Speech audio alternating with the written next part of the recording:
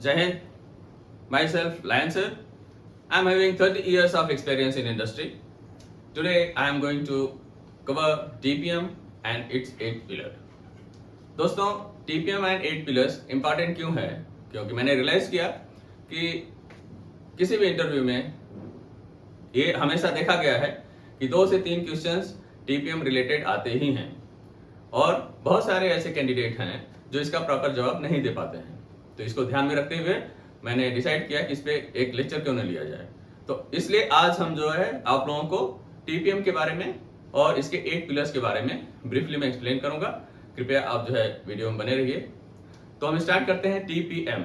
ये 3 वर्ड से बना हुआ है, that is T stand for total. Total means all employ from top to bottom to take part and all department equipments and machine to be carried out in this activities, right? So this is basically total. And P stand for productive. Productive means to improve the productivity by reducing waste, losses and cost through improvement by effectively utilizing all resources. यानी इसमें क्या है कि आपको जो है improve करना है प्रोडक्टिविटी को, और कैसे करना है, वेस्ट को, लॉसेस को, और जो कास्ट है उसको जो है कि आपको कम करना है, और जिससे कि हम इम्प्रूव कर पाए इसकी प्रोडक्टिविटी। नेक्स्ट आता है आपका तीसरा M stand for maintenance. It means maintaining equipment and machineries in such a way that we can obtain all maximum efficiency till its life cycle.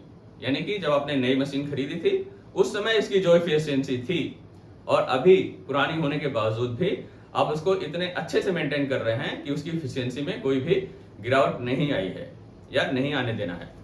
तो जो ब्रांड न्यू मशीन है उसकी तरह ही आपको इससे आउटपुट लेना है। तो ये है आपका maintenance. Now TPM is paradigm shift. Basically क्या है, इस सोच में एक बदलाव लाना है। जो कि एम्प्लॉय लोग हैं पहले ये सोचते थे कि आई ऑपरेट, यू फिक्स और you maintain. It means operator सोचता था कि मैं सिर्फ जो है ऑपरेट करने वाला हूं, मेंटेन करने वाला मेंटेनेंस डिपार्टमेंट है, और मैं मशीन चलाता हूं और तुम रख रखाव करते हो। इस तरह की उनकी सोच थी। लेकिन टीपीएम अप्रोच आने के बाद क्या हुआ, we all are responsible for our equipment. इस तरह की फीलिंग हो गई कि ये हमारी मशीन है और इसको हम लोग क्या करेंगे, हम चलाएंगे और हम इसको मेंटेन करेंगे। So that is TPM approach. Now TPM objective क्या है? टीपीएम ऑब्जेक्टिव है यानी इसके टारगेट्स हैं zero bad. Zero bad is what? Zero breakdown, zero accident and zero defect. ये 3 हैं जो मेन इसके टारगेट्स हैं। तो जीरो ब्रेकडाउन में हम क्या करते हैं? जीरो ब्रेकडाउन में होता है maintain machine in such a way that it's supposed to be zero breakdown. There should not be any breakdown while it is in operation. And zero accident means हम machine को इस तरह से maintain करें, इसके सराउंडिंग को इस तरह से रखें कि इसमें किसी तरह का एक्सीडेंट होने का चांस नहीं हो, और जो नियर मिस है हमको उसको रिमूव करना है ताकि वो जो है एक्सीडेंट में कन्वर्ट न हो पाए। Now zero defect, how we can achieve zero defect? It means आपको मशीन को इस तरह से मेंटेन करना है और उसके ऑपरेशन को ऐसे रखना है कि जो भी हम प्रोडक्ट बनाएं वो हम फर्स्ट टाइम राइट बनाएं। ऐसा ना हो कि हम प्रोडक्ट बनाते जाएं और उसके बाद जो हमें कस्टमर को सप्लाई करना है तो हम उसमें से छांटें कि रिजेक्ट पीस कौन सा है, रिवर्क पीस को निकालें और ओनली गुड प्रोडक्ट को भेजें। इससे क्या होता है, बहुत सारे मैन पावर वेस्ट होती है, बहुत सारा टाइम वेस्ट होता है, और सबसे ज्यादा हमारा जो कास्ट बढ़ जाती है क्योंकि हमें उसको अगेन उसको रिवर्क करना पड़ेगा या रिजेक्टेड पीस को फिर से बनाना पड़ेगा। लाइक अगर मेल्टिंग का है इशू तो वापस मेल्ट करना पड़ेगा और फिर से हमें वो ऑब्जेक्ट बनाना पड़ेगा, वापस ग्राइंडिंग होगा और सारे प्रोसेस कंप्लीट होंगे। इससे हमारी कास्ट बढ़ जाती है, और जब कास्ट बढ़ जाएगी, इनपुट कास्ट बढ़ेगी, तो हमारा प्रॉफिट कम हो जाएगा। अब इस तरह से अगर हम इस चीज को मेंटेन कर लेते हैं, हम इसको रिड्यूस कर देते हैं या जीरो कर देते हैं, तो हमारी डायरेक्टली जो है प्रॉफिट में इन्हेंसमेंट हो जाता है और हम जो है मार्केट में फाइट कर पाएंगे। तो इसको ध्यान में रखते हुए अब हम आपको 8 पिलर्स के बारे में बताएंगे। 8 पिलर्स बेसिकली आपने देखा होगा जब हम कोई घर बनाते हैं तो उसके लिए एक बेस होता है, बहुत जरूरी है, और देन उसकी दीवारें होती हैं और छत होता है। यहाँ पर आप पीछे देख सकते हैं एक घर नुमा एक आकृति बनी हुई है। इसमें ये आपका जो छत है यानी रूफ, ये है टीपीएम, टोटल प्रोडक्टिव मेंटेनेंस, और ये बेस किसके ऊपर है?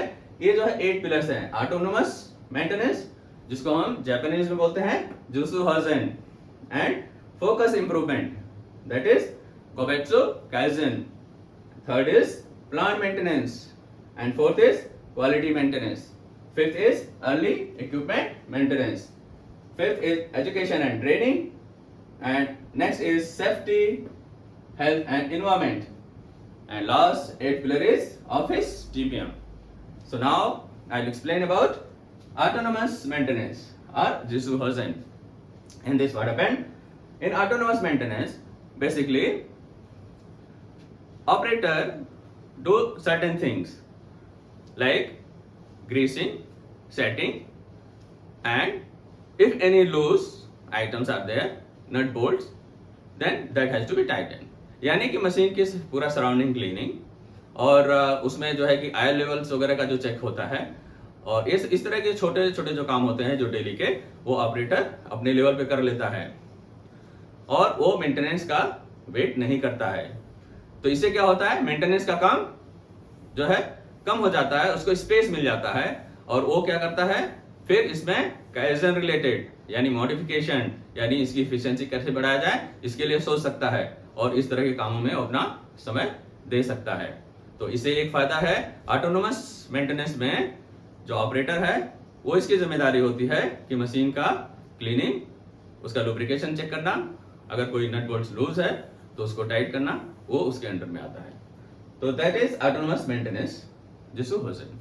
Now second is focus improvement, इसको इंडिविजुअल इंप्रूवमेंट भी हम बोलते हैं। मशीन में किसी तरह का जो हम काइजन रिलेटेड वर्क करते हैं, जो उसके इंप्रूवमेंट के लिए वर्क करते हैं, वो सब इसके अंदर आता है फोकस्ड इंप्रूवमेंट में। Now plant maintenance, plant maintenance होता है कि जो हम प्रिडिक्टिव या प्रिवेंटिव मेंटेनेंस के अंतर्गत लेते हैं, उसमें जो है मेंटेनेंस डिपार्टमेंट इसको प्लान करता है और प्रॉब्लम ना आए इसके लिए प्रोएक्टिव होकर के उस पर काम करता है। फॉर एग्जाम्पल, यदि कोई पार्ट्स जिसका हमें लाइफ पता है कि सपोज 5000 आवर्स चलने के बाद इसको रिप्लेस करने की जरूरत पड़ती है, तो हम क्या करेंगे कि उसकी कंडीशन देखते हुए हम 4500 और maybe before 5000 will replace that items. So what happened, the breakdown will not come. So that plant maintenance basically help me to do that. Now quality maintenance, quality maintenance है कि हम जो कोई product बनाते हैं वो हमारा first time right product होना चाहिए। ये नहीं है कि हमने बनाया फिर रीवर्क किया एंड फिर वापस एक करते हैं। तो इसके लिए क्या है कि हमारा जो है मशीन इतनी अच्छी मेंटेन होनी चाहिए कि फर्स्ट टाइम ही राइट प्रोडक्ट बनाए, ठीक है। तो उस तरह के काम है आपके क्वालिटी मेंटेनेंस में आएगा। नाउ अर्ली इक्विपमेंट मेंटेनेंस या मैनेजमेंट। अर्ली इक्विपमेंट मैनेजमेंट में हम ये देखते हैं कि जब कोई दूसरा प्रोजेक्ट हम उसको तैयार करते हैं और उसके पहले हम इस चीज को ध्यान में लाते हैं कि जो हमने उसमें मॉडिफिकेशन करना है, जैसे अगर मेंटेनेंस के लिए सपोज एग्जांपल लेते हैं जंक्शन बॉक्स, वो हमने उसके पीछे साइड में दे दिया है और वहां पर जगह नहीं है, या वहां पाइपलाइंस आ रही हैं, या इस तरह के कोई और भी ऑब्जेक्ट हैं जो ऑब्स्ट्रक्ट कर रहे हैं, क्योंकि बार बार जो है मेंटेनेंस डिपार्टमेंट को वो जंक्शन बॉक्स खोलने की जरूरत पड़ेगी, तो इससे क्या होता है टाइम वेस्ट होता है और मेंटेनेंस करने में दिक्कत आती है। तो ऐसे हम उस चीज को है फ्रंट में या ला सकते हैं, क्योंकि मशीन अभी डेवलपमेंट स्टेज में है, तो इस तरह के मॉडिफिकेशन हम कर सकते हैं। तो इस तरह की जो है थिंकिंग, यानी उसको पहले से एडवांस में सोच करके हम कर सकते हैं। तो अर्ली इक्विपमेंट मैनेजमेंट में इस तरह के एक्टिविटीज आती हैं। एजुकेशन एंड ट्रेनिंग, जैसा आप जानते हैं कि ट्रेनिंग एक बहुत ही इंपॉर्टेंट पार्ट होता है और टॉप से बॉटम यानी कि सभी को ट्रेनिंग की जरूरत होती है, और ट्रेनिंग देने के बाद इनकी इफिशियंसी में सुधार होता है। तो इस तरह से सभी एम्प्लॉय को ट्रेनिंग मिलनी चाहिए और परफेक्ट होना चाहिए। अगर आप ऑपरेटर की बात करें, एक परफेक्ट ऑपरेटर ही है जो अच्छा आइटम बना सकता है। मेंटेनेंस पर्सनल की बात करें तो जो ट्रेंड मेंटेनेंस पर्सनल है वो ब्रेकडाउन को प्रॉपर वे में सॉल्व करेगा, जल्दी सॉल्व करेगा, तो इससे हमारा टाइम की बचत होगी। इसी तरह से आपको ट्रेनिंग की जरूरत पड़ेगी। Now safety, health and environment. Health safety जरूरी इसलिए है कि जब भी कोई भी अगर मशीन में एक्सीडेंट होता है या नियर बाय या प्लांट में है, उसको हमें रिमूव करना है। जैसा मैंने पहले ही बताया था कि जो नियर मिस है उसको हम रिमूव कर देंगे तो एक्सीडेंट के चांसेस खत्म हो जाएंगे। तो इस तरह की चीजों को देखते हुए ये जरूरत पड़ती है, तो वहां पर हम सेफ्टी पॉइंट ऑफ व्यू वहां पर सेंसर्स वगैरह लगा सकते हैं और बाकी चीजें जो है वो करके हम जो है मशीन को सेफ बनाएंगे और सेफ्टी रिलेटेड चीजों को इंप्लीमेंट करेंगे। नेक्स्ट आता है आपका last, office TPM. Office TPM का मतलब ये होता है कि आप ये ना समझें कि ये ऑफिस में बैठ के टीपीएम करने वाले हैं, बट ये क्या करेंगे, ये सारे जो पिलर्स हैं 8 पिलर्स, इनको बांध के रखने वाले हैं। कैसे बांध के रखेंगे, जैसे ई टीपीएम एक्टिविटीज में बहुत सारे जो है हमें पेपर वर्क की जरूरत पड़ती है और बहुत सारे हमें इंस्ट्रक्शन चार्ट्स टैग वगैरह ये सब बनाने की जरूरत पड़ती है।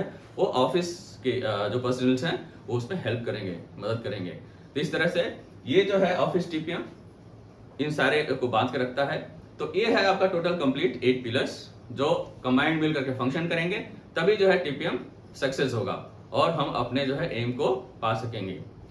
तो धन्यवाद दोस्तों, आज का लेक्चर इतना है। यदि आपको हमारा लेक्चर पसंद आया है, आपने लाइक किया है, तो हमारे चैनल को सब्सक्राइब कर लें और इसके बाद हम इसी तरह की वीडियो बनाते रहेंगे और आपको जो है कि ये वीडियो तुरंत मिल जाए, इसलिए हमारे चैनल को सब्सक्राइब करें और कमेंट अवश्य करें, जिससे कि मैं उस तरह का वीडियो बनाता रहूँगा। धन्यवाद, जय हिंद।